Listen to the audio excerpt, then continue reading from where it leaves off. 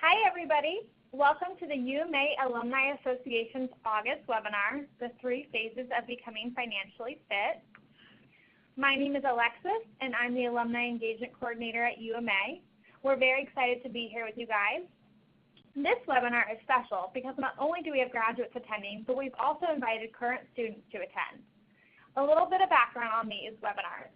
The Alumni Association hosts these each month for graduates. And we hope that all of the students joining us today will get a glimpse of one of the benefits that you'll be able to access once you graduate. Ken Haney will be your speaker during today's webinar. Ken is the Senior Manager of Student Finance at UMA, and he has a bachelor's in Business Administration. Ken heads up the Financial Intelligence team at UMA and has managed the Financial Awareness Counseling team in the past. So now that you know a little bit about Ken, we're interested to know a little bit about everybody here. We would love to have you all send in whether you're a student or a graduate of UMA and where you're tuning in from. Feel free to send that in the chat box as I discuss some of our housekeeping items, and then we'll come back to that. So to give you guys a quick breakdown of the webinar, Ken will speak for roughly 15 or 20 minutes, and then he'll open up the last 10 minutes for the question and answer session. You can send your questions at any time in the questions box, and we will collect them and address as many as possible at the end. If you do happen to experience audio issues during the webinar, we recommend exiting out of your current browser and opening the webinar in a different browser. For example, close Chrome and open Internet Explorer. We also recommend closing out of other pages and applications to help the platform run as smooth as possible. We also wanted to let you guys know that you are muted to prevent noise interference during the webinar. So if you have a question, be sure to send it in the questions box since we are unable to hear you. Last but not least, the webinar is being recorded and will be sent to participants to view shortly after the webinar concludes. So now to go back to our question earlier, looks like we have several grads, several students. We've got some people tuning from Washington, Tennessee, Florida. Awesome. So we're so excited to have you guys here, and we welcome both students and graduates today, and thank you for joining us. Let's begin, Ken. Great. Good evening. Now we're going to go ahead and discuss with you your current repayment plan and some repayment options that may better benefit you. So let's continue to help you on your goal of becoming financially fit. Being financially fit means that you are in charge of your finances and not the other way around. You can enjoy life because you have a plan and you fully understand your current financial situation. We're going to go over the 3 phases needed in order to become financially fit. Your first phase is going to be the loan warm-up. In this phase, we're going to discuss the basics of being a loan borrower. Phase 2 is called running repayment, and we'll discuss the best option for you when it comes to paying back your loans. Once we've completed those 2 phases, we can continue to the third and final phase and work out your future. In this initial phase, we're going to go over some familiar loan vocabulary that will be helpful for you to know as you tackle your finances. One of the most common terms heard when going over loans are interest rates. Interest rates are not based on your credit score or ability to repay loans. Once a loan begins, the interest rate is fixed, which means that the rate will not change throughout the lifetime of the loan. Upon exiting a period of non-payment, such as a deferment, forbearance, grace period, or consolidation, all accrued interest will be applied to your loan principal balance in a process called capitalization. If you enter into deferment or forbearance, you will not have any monthly payments, but this does not stop interest from accruing. In fact, the longer you remain in forbearance or deferment, the more interest will accrue. This causes your principal loan balance to be larger than the amount you originally borrowed, and it causes you to pay more in interest over time. You can avoid capitalization by paying off all accrued interest before the deferment or forbearance period ends. At the beginning of your loan term, the majority of your monthly payments go to paying off the interest. as your principal balance decreases, the amount of interest accruing will also decrease. By the end of your loan term, the majority of your monthly payment will go toward your principal balance. The best way to keep your loans in great shape is to know your loan balance, your loan servicer, and how outstanding loans could affect your credit. If you're not familiar with your loans history or servicers, you find your information on the National Student Loan Database System, or known as NSLDS. NSLDS will show your loan balances, interest rates, repayment plan options, and the contact information for your servicer. Always make sure to provide your servicer with your most updated contact information and promptly respond to any of their attempts to reach you. Failure to make payments on time can result in negative consequences. In the second phase of becoming financially fit, we're going to talk about running repayment and the effect it has on your student loans. 3 common repayment plan options are standard repayment, graduated repayment, and extended repayment. Under a standard repayment plan, you simply pay what you owe on a regular schedule. Your monthly loan payments are based on your loan's minimum payment amount and the schedule set by your loan servicer. Typically, most federal student loans have a 10-year repayment term. This means your monthly payments are designed to repay your loans in 10 years after starting repayment. Remember, you can pay more than the minimum on your student loans to pay off that debt faster and avoid paying additional interest. With a graduated repayment plan, your monthly payments are lower at first and then increase every 2 years. Like the extended repayment option, you'll end up paying more for your loans over time due to more interest accruing. Another plan is the extended repayment plan. In this, you have the option of a set monthly payment, but will end up paying off your loans in much longer than 10 years. Because the repayment time frame is so long, the plan leaves you paying significantly more interest over the life of the loan. In addition to repayment plans based on loan terms, there are also income-based repayment plans. These options allow you to extend the length of your loan terms to help with monthly payments.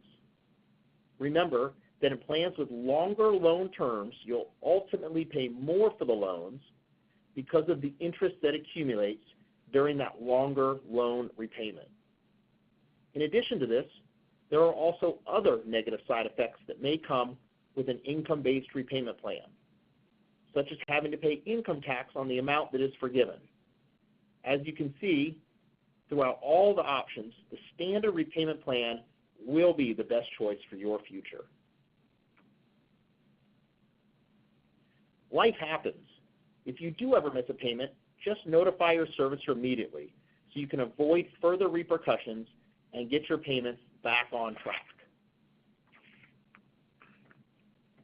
Multiple missed payments can lead to major consequences. The first day after a missed loan payment, your loan is considered delinquent. If your loan remains delinquent for 270 days or more, it will go into default. Defaulted loans have severe consequences, such as a loss of financial aid eligibility or loss of entitlement to loan options like deferment or forbearance. If the loan defaults, it could get turned over to a collection agency, who often add collection fees that will increase the amount due. A defaulted loan could also mean federal and state income tax refunds can be withheld and applied to your outstanding debt. This slide visually shows the process of what we just discussed. So you can see after you miss a payment, then you start in delinquency, go to default, eligibility loss, entitlement loss, the collection agency, and then taxes can be withheld. now that you've made it through the first 2 phases of becoming financially fit, let's focus on a plan of action to work out your future. The best way to work out your future is to make your money work for you. You can do this by making sure you know what your payment covers. When a servicer receives your payment, they are first going to use that payment to cover accrued late charges or collection costs. Then use that payment toward any outstanding interest before applying the remaining amount to cover any outstanding principal balances. Make on-time payments. Making on-time payments can help you build and maintain a good credit rating and save you the extra expense of late fees. Take advantage of tax deductions. If you're paying off student loans, you may be eligible for the student loan interest deduction on your federal taxes. You can also enroll in auto debit with your servicer. By enrolling for automatic payments, you can get an additional 0.25% interest rate reduction. Besides the interest savings, automatic payments can be a good idea just to make life easier. By setting up automatic payments, you don't have to worry about late or missed payments. You can pay off your student loans faster by paying off your loans within the standard 10-year period and making more than just the minimum payment amount. Here's a tip that can help you with adding to your monthly payment amount. Apply your raises. If you take 50% of your raise amount and put it towards the student loans, you can use the other 50% for savings or for living expenses. Trim your budget. If you want to find more money but can't easily increase your income, decreasing your budget is an option, even if it's only for the short term. It can still have a dramatic effect. For instance, you could cut back on fast food for a month, change your cable TV package, or limit the number of times you go out to eat. Or you could use your tax refund. Each year, take a portion of your tax refund and apply it directly toward paying off your student loans. Creating a budget is easy and an effective method of staying on track for your financial future. To start a budget, you need to look at what you are receiving in income and compare it to your monthly bills and expenses.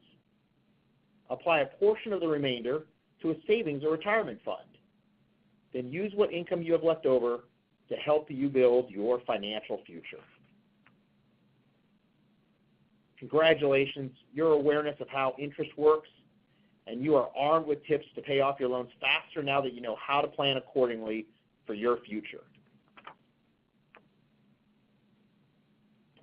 As you can see, making the one small change of increasing your monthly payment amount now can make such a big impact on your repayment efforts. This can impact both your short and long-term financial goals and help you become financially fit. Now let's get you signed up for a program so you can be on your way to achieving the financial milestone of paying off your student loans. Wonderful. Thank you, Ken. That was a great presentation. It looks like we already have a few questions rolling in. But before we get started on our Q&A session, we just want to remind everyone that UMA's OPFAR and FIT teams are always available to help. That's the Office of Personal Finance and Alumni Relations and the Financial Intelligence team. Their numbers are 888-205-2170 and 877-305-3065. And their email is debtmanagement@ultimatemedical.edu, and those are all listed on the slide. So let's get into our Q&A. Okay, Ken, is there a credit check in order to get your student loan? There is not. The only time that can happen is if a parent is trying to take out a Parent Plus loan. They will do a credit check for that, but for the standard students, we do not look at credit. Okay. So is a standard payment the best payment plan? Yeah, the standard payment plan is the one that's going to allow you to pay back your loans as fast as possible.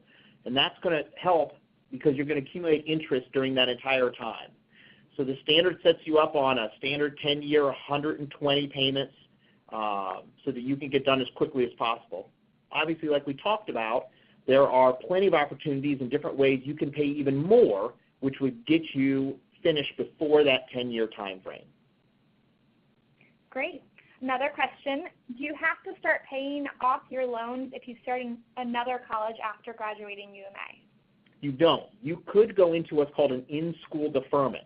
So what happens during an in-school deferment is there are two types of loans. There's a subsidized loan and an unsubsidized loan. The subsidized loan, while you're in an in-school deferment or while you're currently going to school with us, before you graduate, the government is paying the interest as it's accruing. On the unsubsidized loan, they're not. So if you do go to another school and you use the in-school deferment, just remember the subsidized loan, the government will pay the interest on, but during that entire time, your unsubsidized loan is continuing to accrue interest. Okay. Where can I find how much my loan is, and is this going to happen every 5 weeks? So you can find out if you've graduated or if you're currently a student. Remember we talked about NSLDS, the National Student Loan Database System. The easiest way to get to that is just Google NSLDS for students, and there's a login capability there. If you have trouble getting into it, give a call to either OpFAR or FIT at the numbers on the screen so that they can help you, and we'll actually walk you through exactly how to see your loans, the servicer, how much they are from that side. I'm not sure about the 5-week part, but we can get back to you if you have that specific question. Great. Can I pay my loans back while I'm still in school? Yeah, you can pay on the interest while you're in school. Remember, as we talked about, the unsubsidized loans accrue interest. You can make those payments on just the interest while you're in school. If you want, right at the end of the school, you could go ahead and make a payment and pay off your student loans. Okay. Going off of that, what is interest and why is it on a loan? Okay, wow, that's a really great question. So there's a fee that loan servicers, whether it be a government, whether it be a mortgage on a house, a car payment, in order for them to give you the money, they're going to want something back in return. And what they want is interest. So that's how they make their money on the loan long term. Okay. Can you use the extra payments with income-based repayment? Right, so you can do an income-based repayment, and if you want to pay more, what you do is you make your initial payment, and then you just call the servicer, or you'll have access to them online, and you can always make an additional payment on top of that. So if there's some months that you have extra money available, great. Go ahead and make the regular payment, and then go in and make that final second payment. Okay, so this attendee is asking if it's true, if the longer the loan, then the more you wind up paying. That is absolutely correct, and the reason is the interest accrues on it. So the interest continues to accrue, and the longer it takes you to pay that back, the more interest that continues to accrue on that.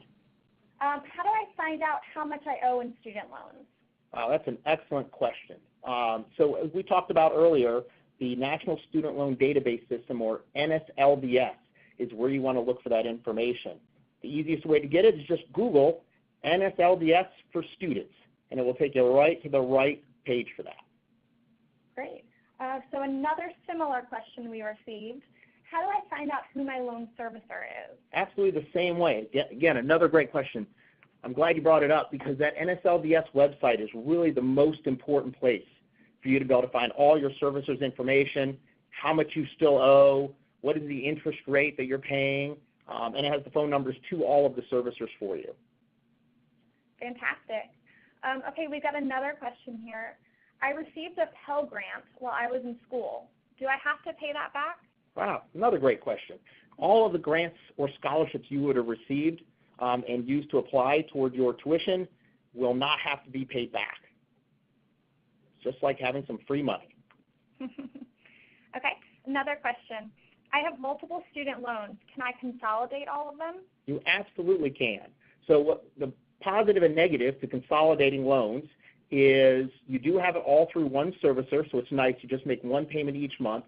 The only thing to be concerned with is if you've been paying on an older loan for a while, it starts the repayment cycle all over again when you consolidate. So just kind of keep that in mind, and if you have an old loan in there that's more than 3 or 4 years that you've been making payments on, you might want to just rethink that. You can call OpFAR. They'll be able to help you kind of make that decision and get you to the servicer for it. Okay. How soon after enrolling can we start to pay off our loans? That's great.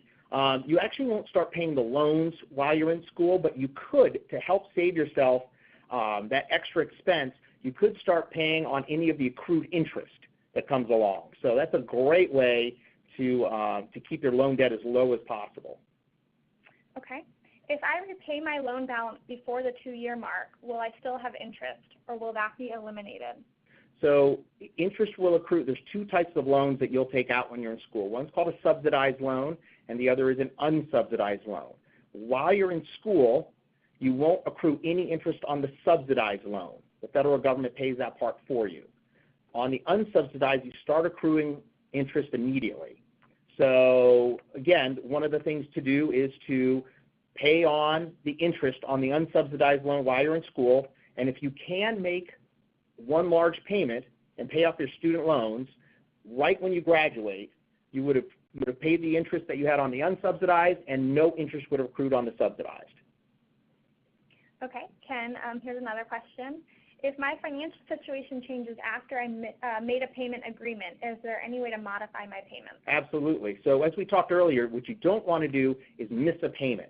So if you get to that place where let's say you're not making as much money, or something has come along and you need to make a smaller payment, just get a hold of your servicer. Again, get to NSLDS, look up your servicer if you don't know who it is, give them a call. These are one of the collection agencies that you absolutely want to talk to every chance you can, because they have a lot of different programs to help out that you just don't know about. And they're friendly about doing it, and they really want to make sure that you are able to repay those loans.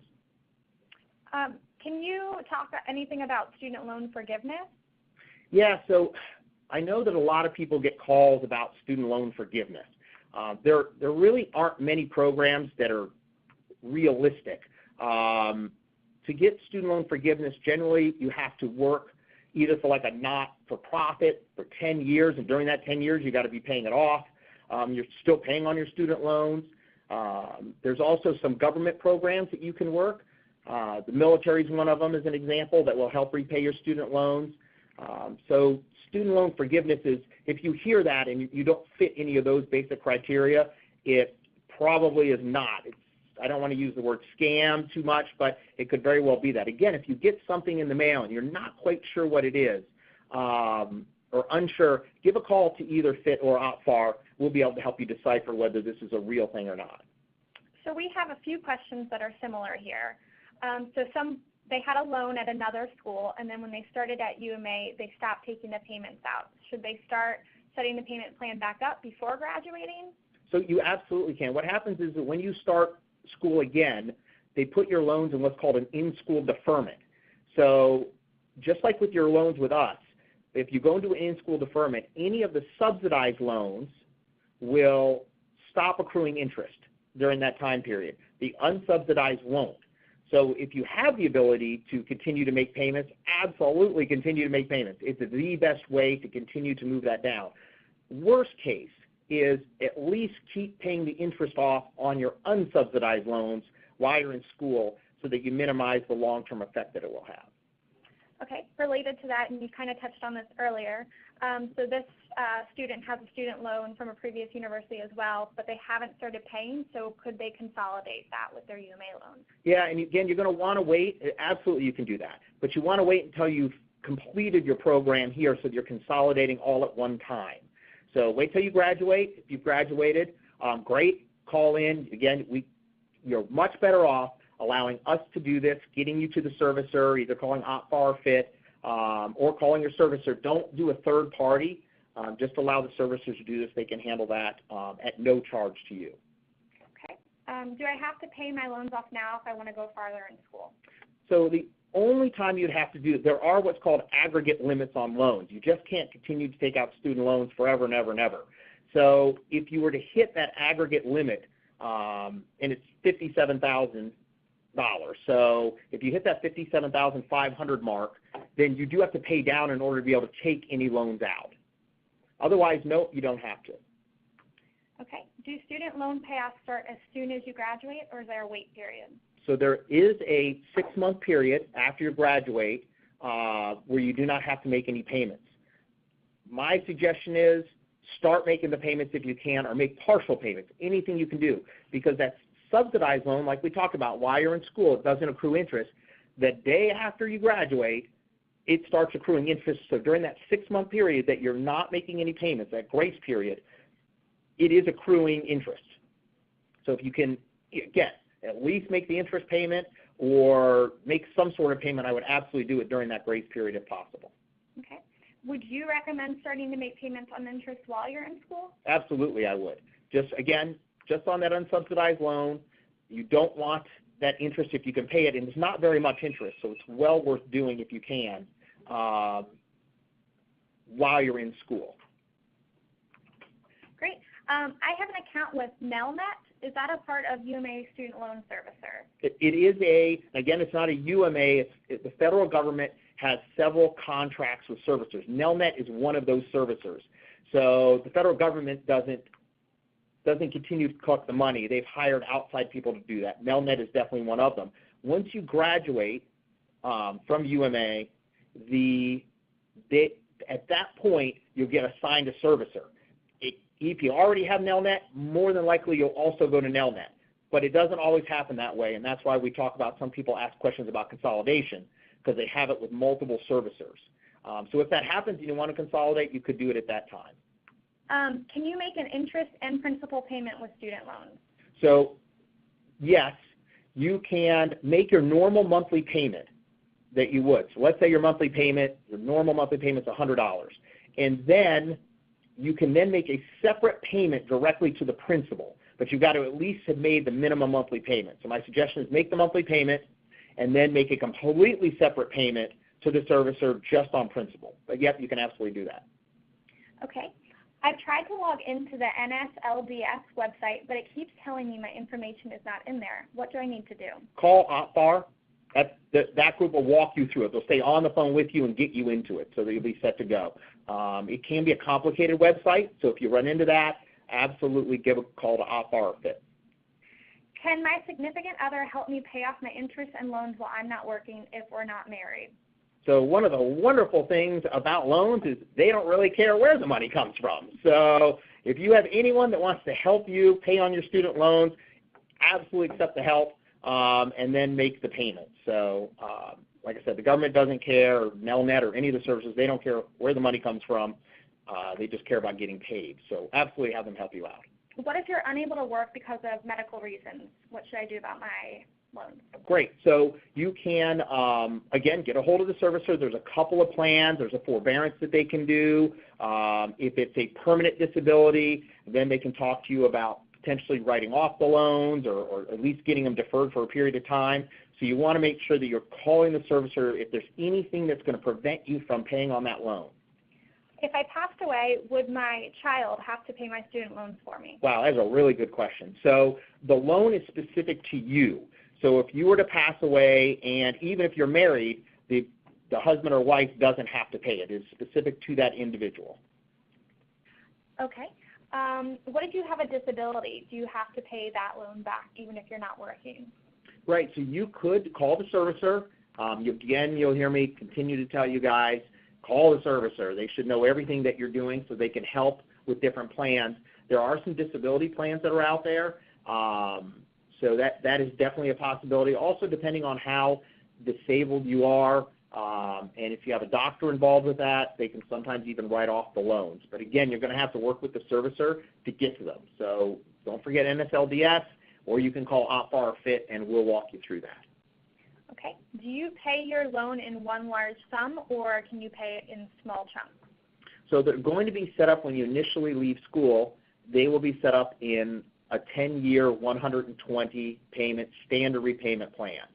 You can choose, as long as you're making the minimum monthly payment there, you can choose any other way to pay it back. So if you had enough money to make a one-time payment, I'd absolutely suggest that. That way you're not accruing any interest after that point. Otherwise, if you just, like I said, if you have a month where you have more money available, you can absolutely make larger chunk payments throughout. Okay, but just to clarify, so you don't have to pay it all at once, correct? You don't have to. It's only if you have the ability to do so, that would be excellent. But that is not a requirement. They're going to set you up on 120 standard monthly payments. Okay.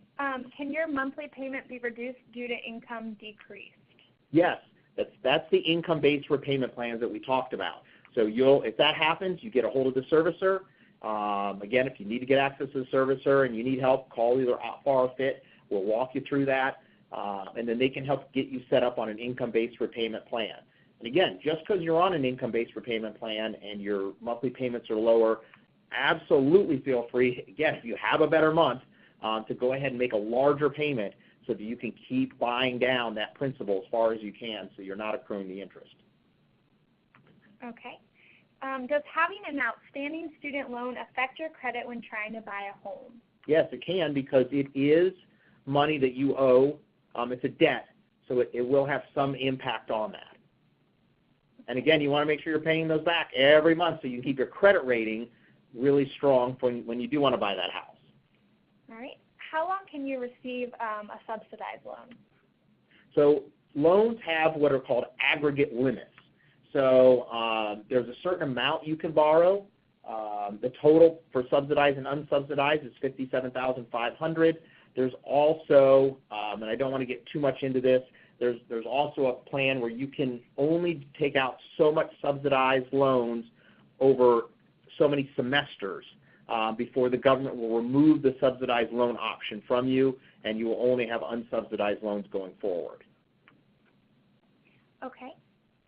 What is the best way to pay a loan back?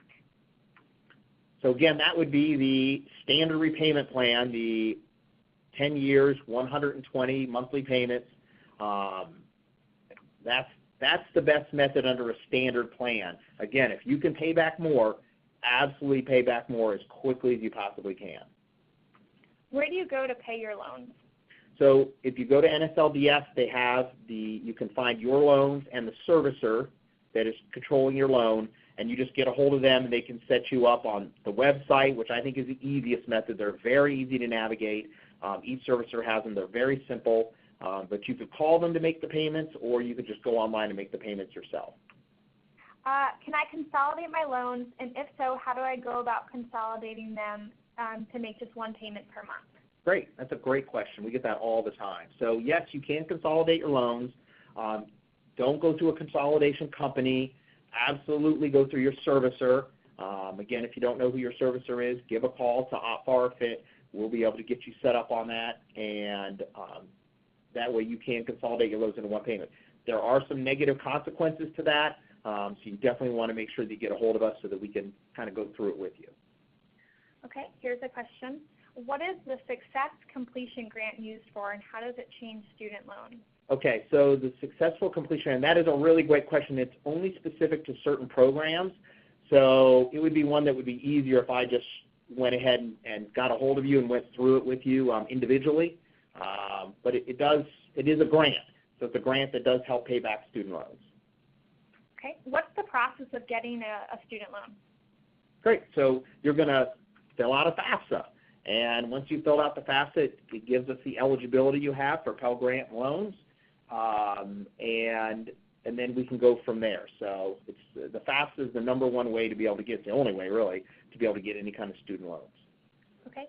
Could you possibly touch on the FAFSA a little bit? It looks like one of the participants finds creating the FAFSA ID hard to do. It is hard to do. I completely agree. They went away years ago from this 4-digit PIN number, which was really easy, to this ID. The best way to do that is to go ahead and call in to Student Finance, and any one of the people there will walk you through the entire thing. It is so much easier if you let one of our staff who are professionals in doing this. They'll get online. They can't see what you're seeing, but they know exactly how to do what you need to do, and it's just so much simpler to go through. And if it takes 10 minutes to do it, they'll be with you 10 minutes. If it takes half hour, they will stay with you the entire time to make sure you get that FSA ID taken care of. Okay, so it looks like one of the previous questions spawned another question. What exactly is consolidating a loan? So consolidating a loan is if you have loans with different servicers. So we originally set up everything comes through the Department of Education, and they have a group of servicers, private companies, that they're the ones that take care of collecting the payments. So if you have 2 different servicers because you went to one school and when your loans came out, they put it with that servicer, and then you went to our school, graduate, and it's with another servicer, but you only want to go through just one servicer. So you're going to bring all your loans together into one servicer so that you can make one monthly payment. Okay. One participant says, I have been paying in advance my unsubsidized student loan. I have earned my diploma and associate degree. I will pay all unsubsidized loans during my grace period. Is it advisable to pay this first? So I guess it's to pay your unsubsidized or subsidized loan. The unsubsidized accrues the interest while you're in school. Once you leave school, the subsidized, so you graduate tomorrow, the next day your subsidized loan starts accruing interest just like your unsubsidized loan. So you want to, once you graduated and you're in that grace period, it doesn't really matter which one you pay off first, the unsubsidized or the subsidized. They're both accruing interest at the same time. All right, it looks like we have time for one or two more questions. Does the Obama loan forgiveness exist? There is no Obama loan forgiveness specifically. Again, there's certain forgiveness programs, many of which have been out for quite some time. And if you just get a hold of your servicer, they can kind of go through, does the specific position you're looking at job fit within the forgiveness plan? There's a lot of confusion, and there's a lot of, and I use this term kind of loosely, there's a lot of scams out there about forgiveness plans. So if you get something in the mail that talks about a forgiveness plan, please feel free to give a call to either OPFA or FIT, and before you do anything about it or call anyone, and we'll go over it with you to make sure that this is really something that's out there. Okay. Can you begin paying a few months before? Yes, you can. Once the loans have originated and been pulled down to the school to pay for your tuition, you can start making payments as soon as you want. Okay, great. And we'll take one more question, and then we'll wrap up. For the questions we didn't get to, we will follow up with you afterwards. We just don't have time to answer them all, but they're all great questions. So the last one is, how often do you have to apply for FAFSA during your school program? That's a really good question. So there's a lot of things that determine that. The FAFSA year starts July 1st and ends June 30th. So you'll have to apply as many times as you pass through that June 30th to July 1st.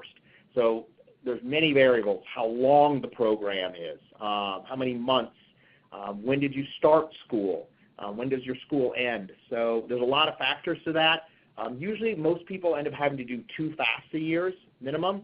Some of the programs are a little longer and you end up doing a third, but you can probably expect to at least do 2. Okay, I just want to touch on 2 more things real quick. This question's really good. Is there really a 6-month grace period between graduating and starting to pay loans? There absolutely is. So once you complete school, you have a 6-month grace period. During that time, you don't have to make any payments. The concept obviously is to give you a chance to go out and get a job and start earning money so that you can pay it back.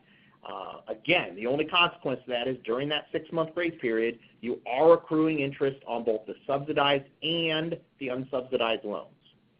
Okay, and I just want to end on this question. Is it best to make an appointment with OPFAR or to just call? Nope, just call. We have plenty of people available to be able to take the call. So if you want, just give them a call anytime. Like I said, either OPFAR or FIT, and we can absolutely help you out. Great. So it looks like we're going to wrap up right on time. We thank you all for joining us. We will reach out to those directly that we were unable to answer. And if you had questions and didn't ask it, like we said, please reach out to us directly. We are here to assist you guys. We hope you all have a wonderful night.